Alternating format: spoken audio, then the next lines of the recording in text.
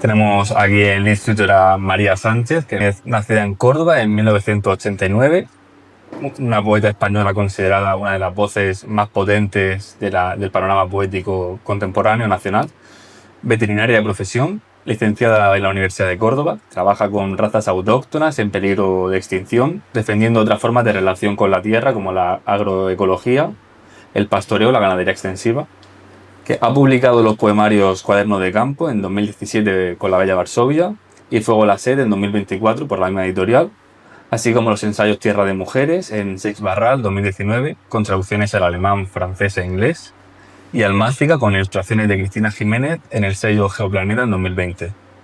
Sus poemas se han publicado en revistas y antologías traducidos al alemán, eslovaco, francés, inglés, italiano, polaco, portugués y rumano. Wow. Y colabora habitualmente en radio, en medios sobre literatura, feminismo, ganadería extensiva, cultura y medio rural, como el suplemento Comer de La Vanguardia, y coordina los proyectos de las entrañas del texto, desde el que invita a reflexionar sobre el proceso de creación, y Almáciga, un semillero abierto y colectivo de palabras de nuestros medios rurales, de las diferentes lenguas de nuestro territorio, que amplía su ensayo homónimo. Forma parte de los proyectos de investigación de la Universidad de Córdoba Mural, que ha recibido en 2024 el distintivo Buenas Prácticas en Igualdad de Género de la Universidad de Córdoba, y de Naturpass. Ha obtenido los premios Orgullo Rural del Patronato de la Fundación de Estudios Rurales por ser un puente de divulgación del mundo rural, Premio Nacional de Juventud y Cultura del Instituto de la Juventud de España, el Premio FADEMUR 2019 por la Federación de Asociaciones de Mujeres Rurales, Premio Artes y Letras 2021 de la Fundación Princesa de Girona por su labor como poeta, escritora y activista, la Medalla de Andalucía 2023 al Mérito Medioambiental, y en 2024 ha sido la ganadora del Premio Internacional a Fundación de Periodismo Julio Gamba en su edición 44, y el Premio Senda de Poesía de 2023-2024 por su poemario Fuego la Sed. Bienvenida a Murcia. Así que la primera pregunta en este contexto sería si consideras que ha tenido lugar un giro antropocénico y ecofeminista en la literatura española.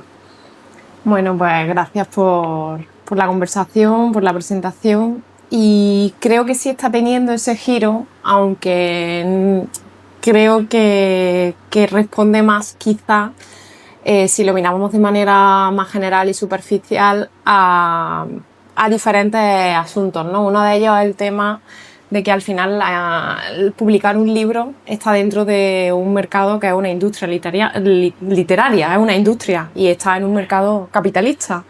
Romantizamos el mundo del libro, pero el mundo del libro al final es una máquina que devora y que solo impulsa y promueve la continua novedad, ¿no? Sí. Y también está muy marcada por los temas que están de moda o que vienen trayendo ya ruido en otros países, ¿no? Entonces sí es verdad que aunque hay una parte de esa narrativa que tiene sus raíces de verdad en cambiar el sistema, en mirar el mundo de otro modo, también es verdad que hay muchos libros que obedecen a una moda, pero como pasa con tantos géneros o tantas etiquetas en el mundo de los libros, ¿no?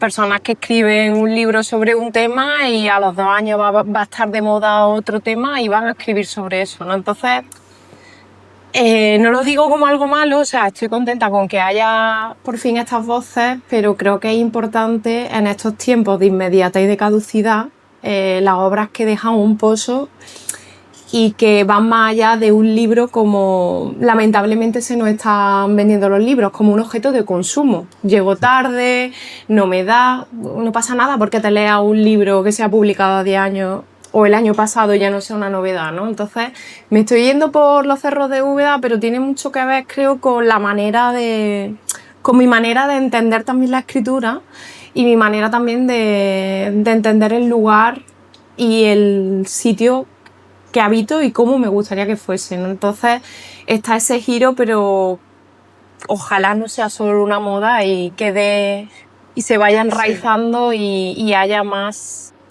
esas narrativas, ¿no? Que también podríamos hablar de quién están escribiendo estos libros, que también me parece muy interesante, ¿no? Sí. Desde qué lugares, cuáles son los libros que leemos.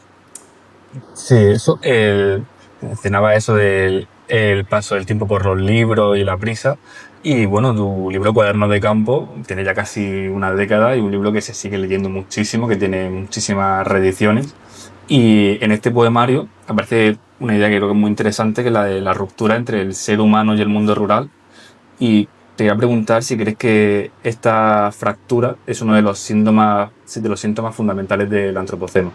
Totalmente. Es que más que fractura, es una fractura que es de mentira. O sea, una fractura que el sistema nos ha hecho ver como una ruptura y que el sistema ha conseguido que nosotros, seres en relación y seres interdependientes desde que nacemos hasta que nos morimos, nos veamos como algo totalmente externo a la naturaleza, a la tierra, al medio ambiente, al pueblo, al campo, llámalo como quieras, y al resto de seres.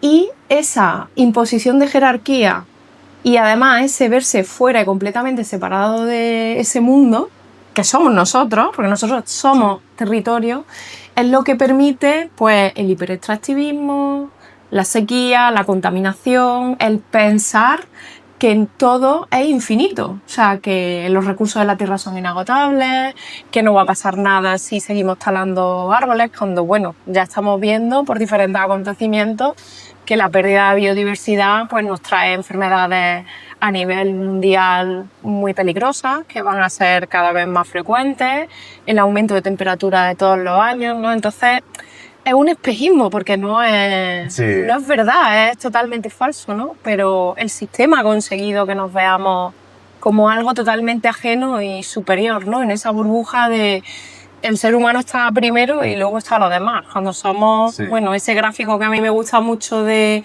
la historia de la humanidad en el mundo, nosotros somos, que lo representan con una mano, nosotros no llegamos a hacer ni un trocito de la uña, ¿no? Sí. Yo creo que esta idea se ve también como muy clara en tu siguiente poemario, En Fuego la Sed, porque aparece como el paisaje como un escenario herido y vulnerable, víctima de la acción humana y quizás más concretamente del extractivismo.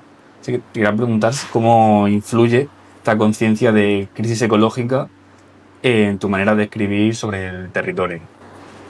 Para mí ya que me influye antes de ser escritora, porque lo que yo antes veía como normal con los años me he dado cuenta que es algo que en mi caso ha sido un privilegio, ¿no? Crecer en una familia, en un territorio, donde siempre cuando me he sentado a la mesa los animales tienen nombre, los alimentos tienen nombre, sé cómo se han producido, sé dónde vienen, sé cuándo les toca, qué supone, qué hay detrás de eso, ¿no? El esfuerzo, el tiempo. Y luego he crecido en una casa donde todas las noches cuando mi abuelo llamaba a mi padre lo primero que se preguntaban es cuántos litros han caído, cuánto ha llovido. Entonces yo he crecido con ese privilegio de la atención, de ser consciente del territorio que te rodea, de cuidarlo, ¿no? De hecho, una de las semillas de Fuego la Sed es oír a la gente de mi pueblo decir: anda, que si los antepasados vieran cómo está el campo, te lo digo, ¿no? Mi tía, anda, que si tu abuelo viera cómo está el campo, se volvía a meter en el ataúd. O ese lamento de ya no llueve como antiguamente, ¿no? Entonces yo he crecido siempre con ese murmullo de cómo está cambiando el tiempo, de la preocupación no solo por los animales domésticos, ¿no? De hecho, Fuego la Sed empieza con la imagen de mi padre, que es real. O sea, el primer poema desencadena ver a mi padre en agosto abrir un charquito en donde había un río, donde bebían las cabras que teníamos, donde él de niño iba por agua para la familia, donde yo me bañaba y cogía ranitas de San Antonio. Y yo decirle: papá, ¿qué haces? Él con una azada dice: hombre, es que las criaturitas tienen que beber. Y las criaturitas eran los jabalíes, los pájaros, los zorros, ¿no? Sí. Y es muy curioso como ese cambio de esos hombres de sangre y tierra nunca lloran, que son esos que aparecen en Cuadernos de Campo, en este último libro se permiten mostrar esa vulnerabilidad y ese dolor por un territorio herido. Sí, es que en tu libro es verdad que se defiende como una forma de atención a las plantas y a los animales, ¿sabes? De la lentitud, del cuidado, así como una forma de ternura. Y te voy a preguntar si crees que puede convertirse la escritura en una forma de acercamiento y solidaridad con la tierra, así como una forma de, ¿sabes?, de resistencia frente a los ritmos acelerados y contrarios que impone el capitaloceno. Yo pienso que sí. De hecho, creo que sí, que si sigo escribiendo, ¿no? Y si sigo en estos mundos ahora de ChatGPT y de que todo, ¿no? Hablábamos de los procesos de no frustrarse, ¿no? Que hablábamos antes tomándonos el café, de los errores, ¿no? Vivimos en un mundo de imágenes que solo nos enseñan los resultados del proceso y lo bonito, ¿no? Y a mí me encanta, por eso leía en la biografía, el proceso de algo, pero el proceso de algo, de esos caminos que tomas y son equivocados y luego te tienes que dar la vuelta, de esos deambuleos que te da, por ejemplo, escribir un poema, ¿no? Y para mí es una resistencia, ¿no? Escribir y tomarme tiempo para escribir el libro y la palabra, ¿no? Y al final, ya no solo escribir, sino el simple hecho de mirar y preguntarte, bueno, ¿y esa planta cómo se llama? ¿Y por qué esta planta? Yo siempre digo que hemos perdido el hambre que teníamos en los ojos cuando éramos pequeños, que siempre estábamos preguntando cosas, pero ¿eso por qué? Ya damos por hecho de que todo sucede de una forma porque es así, ¿no? Y de hecho yo escribo porque estoy todo el rato cuestionándome el porqué de las cosas, ¿no? Y creo que es importante volver a ese intervalo no solo de la escritura, sino de la pregunta, del preguntarse, de pararse a mirar de verdad las cosas que nos rodean, ¿no? Y luego hay también una idea que está como muy constante en Fuego de la Serie, que he podido rastrear en otras autoras contemporáneas que escriben desde esta conciencia ecológica, y es la de la pérdida, que es la que estaba como mencionando ahora. Y es que no solo se han perdido los oficios vinculados a la tierra y a especies de animales, sino que también el lenguaje. Totalmente. Y por eso, si crees que esta crisis climática es también una crisis del lenguaje. Sí, y de hecho yo el tercer libro que saco es Almáciga, son palabras que están en diferentes lenguas del Estado, tanto oficiales como no oficiales, ligadas al medio rural que no aparecen en el Diccionario Real de la Academia Española. Y a mí me parece muy interesante, más allá de la lengua, el acento, cómo suena o incluso qué significa, sino todo lo que hay detrás de esa palabra, porque detrás de esa palabra hay una manera única de ver el mundo, de habitar un pueblo, de trabajar la tierra, de hacer comunidad. Yo Almáciga lo cierro, me pareció súper bonito y me emocionó mucho. Usamos palabras como coworking o como patchwork cuando tenemos palabras preciosas en el castellano, ¿no? Por ejemplo, tenemos almazuela, que es como conocemos, todo el mundo sabe lo que es el patchwork, pero es que tenemos una palabra preciosa que es almazuela, que es lo mismo, que es hacer una colcha a base de retales de ropa, ¿no?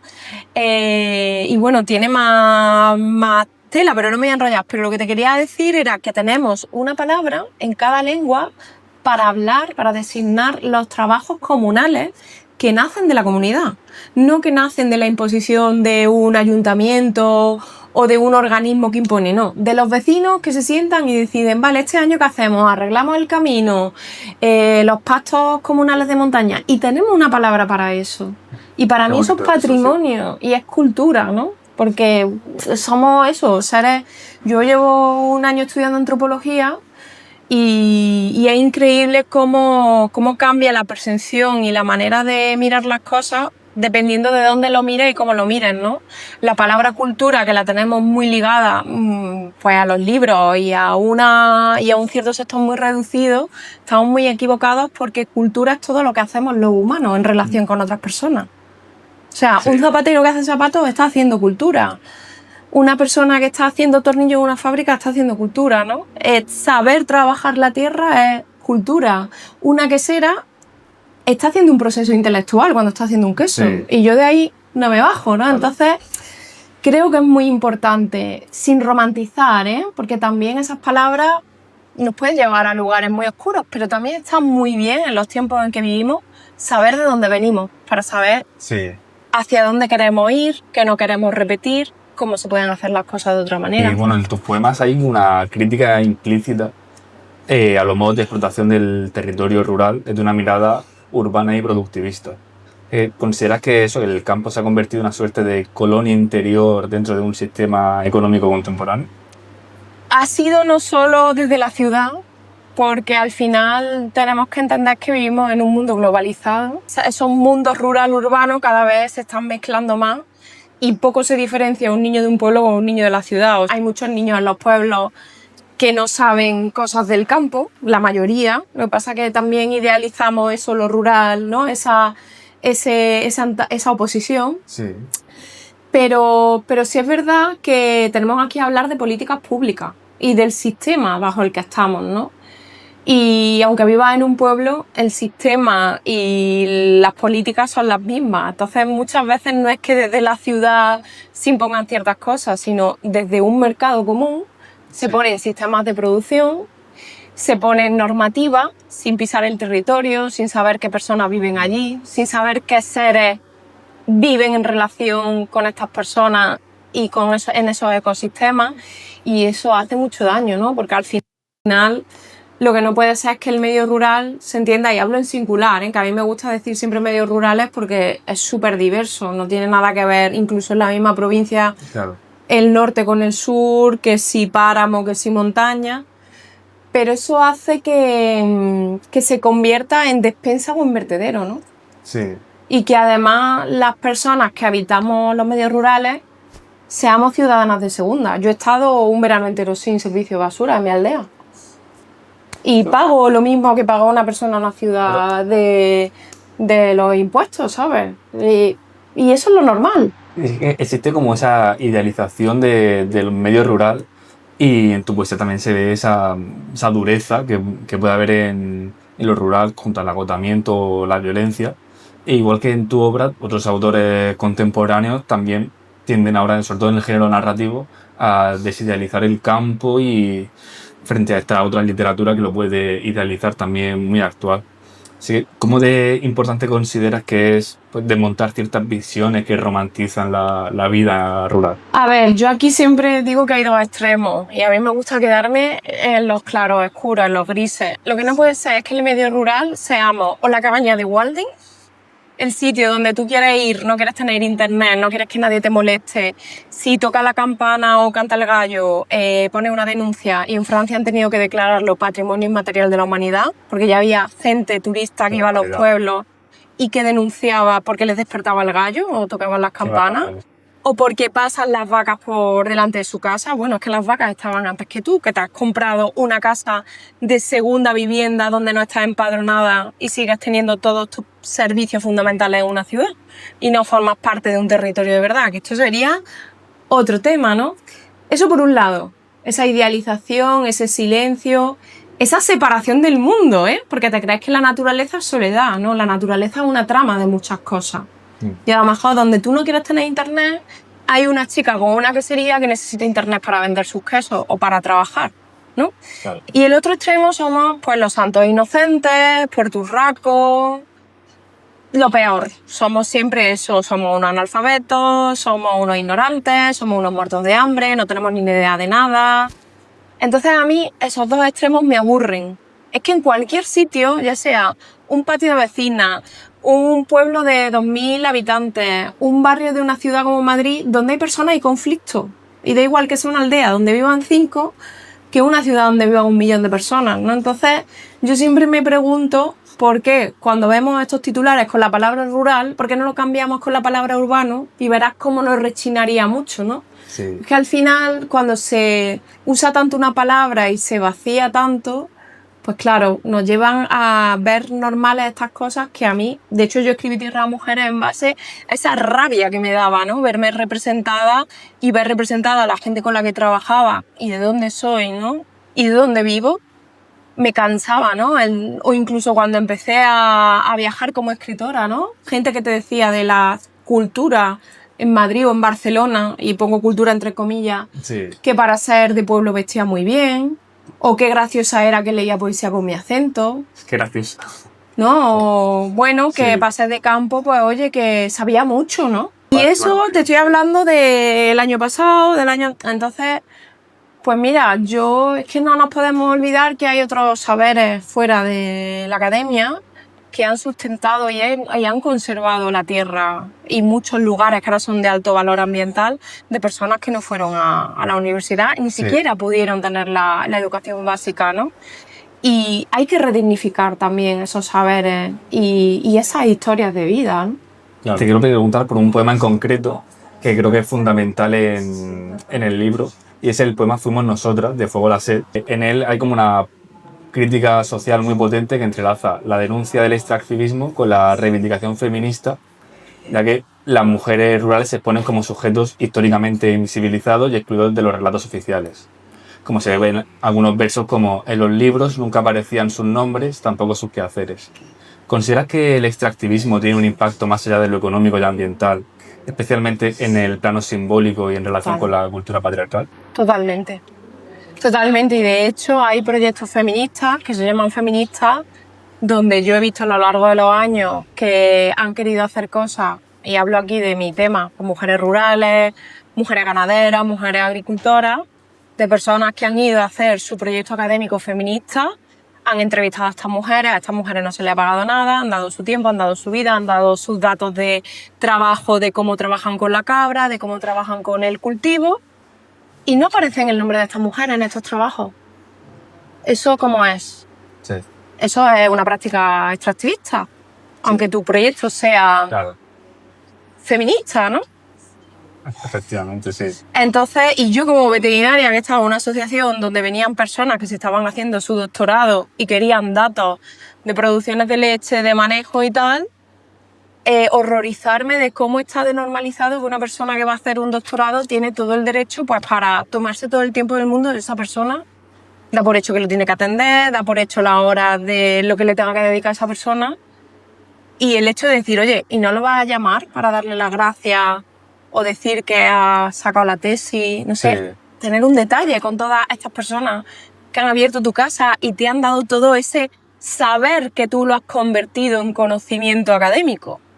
Que esa otra, ¿no? ¿Cuánto conocimiento académico se construye y se hace a base de estas vidas subalternas y de estos saberes que despreciamos, ¿no? Entonces, es muy importante también cómo escribimos y qué contamos. Sí. Y yo estoy muy, no sé, muy en contra de esa idea de la escritura como un genio en una torre aislada del mundo y que solo tiene imaginación, o sea, no.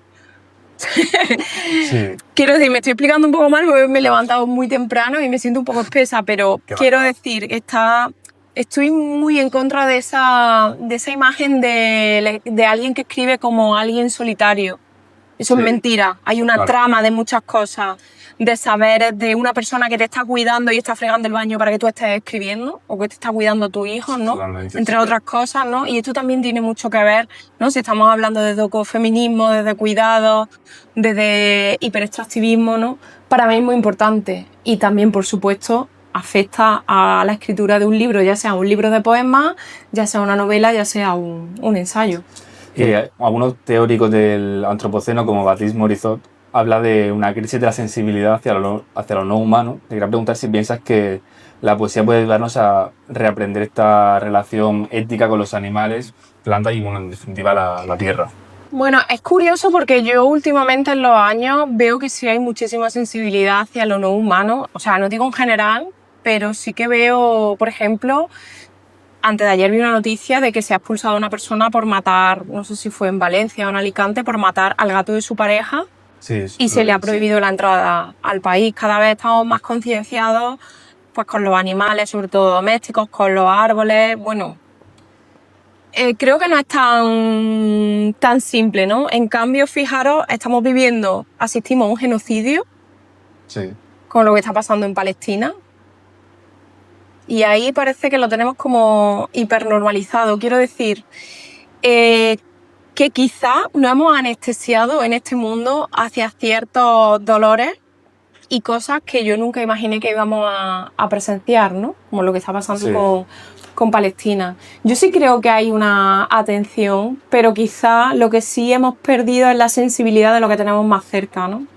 O sea, tú entras en Instagram, ¿no? Y estás todo el rato, a mí me salen un montón de vídeos de perros, de protectoras, de gente que se mueve mucho para volcar, para ayudar a esos animales, y me parece maravilloso, pero muchas veces nos olvidamos de lo que tenemos, pues por ejemplo, ¿no? Con nuestros vecinos, que a lo mejor tienen Y no voy a equiparar aquí animales, ¿no? Pero por contar también, ¿no? Yo, por ejemplo, que vivo en una zona ganadera, pues hay personas que no pueden dedicarse a una ganadería extensiva y ecológica porque la administración le pone un montón de papeles, ¿no? Y no tenemos a lo mejor quizás, no creo que sensibilidad, creo que es falta de conocimiento, sí. El no saber, ¿no? Nadie nos ha enseñado ni nos ha contado esas cosas, ¿no? Entonces, yo sí veo que hay como más sensibilidad, pero creo que falta esa profundidad y esa sensibilidad hacia todos los seres, ya sean humanos y no humanos, ¿no? Y también yo lo abriría, ¿no? Al río, al agua, al bosque, ¿no? Sí. En Estados Unidos hay naciones nativas que hacen rituales para despedirse de un lago, para despedirse de un río que ha desaparecido pues por el hiperextractivismo, por las políticas del gobierno, porque ya no llueve, por la sequía, ¿no? Y me parecía súper poderoso porque esos rituales, ¿qué hacen? Te unen. Tú nunca haces un ritual solo, lo haces con tu comunidad, ¿no?